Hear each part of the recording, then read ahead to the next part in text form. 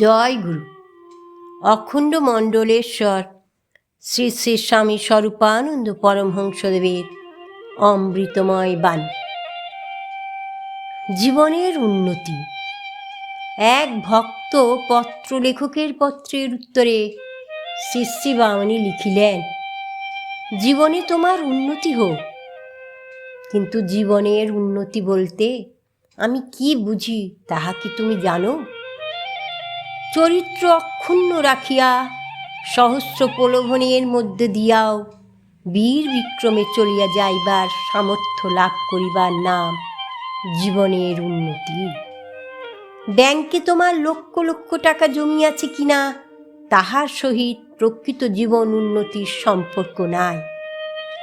সৎভাবে থাকিয়া অপরের অনিষ্ট না করিয়া বা ইচ্ছাপূর্বক অপরের ক্ষতি সাধন না করিয়া সকলের হিতের মধ্যে দিয়া নিজের জীবিকা সংস্থানের দুর্জয় সাহস ও শৌর্যের যাহার লাভ হইয়াছে, আমার মতে জীবনের উন্নতি তাহার হইয়াছে।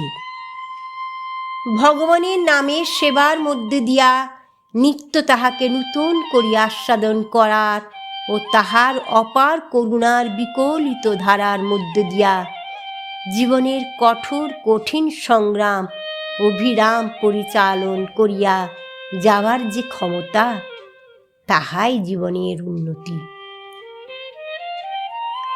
সেই উন্নতি তোমার হোক। অভিরাম অবিশ্রাম আমি তোমার জন্য সেই আশীর্বাদই প্রেরণ করিতেছি।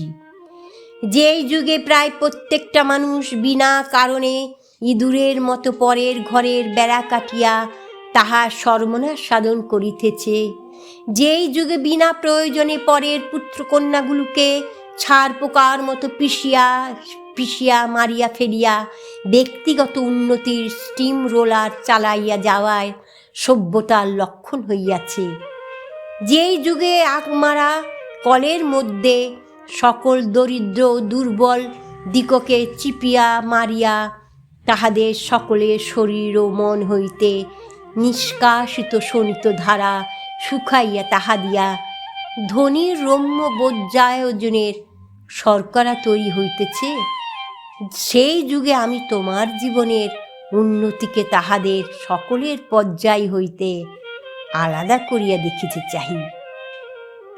পশুরা যেই সময়ে স্বার্থের গর্জনে আকাশ বাতাস প্রকম্পিত করিয়া বলিতেছে জগৎ উদ্ধার করিতেছি, সেই সময়ে তুমি আত্মস্থ হও এবং তোমার সামান্য জীবনটির অসামান্য আদর্শ দিয়া ইহাদের অন্তঃসারহীনতা প্রমাণিত করো। ওম শান্তি।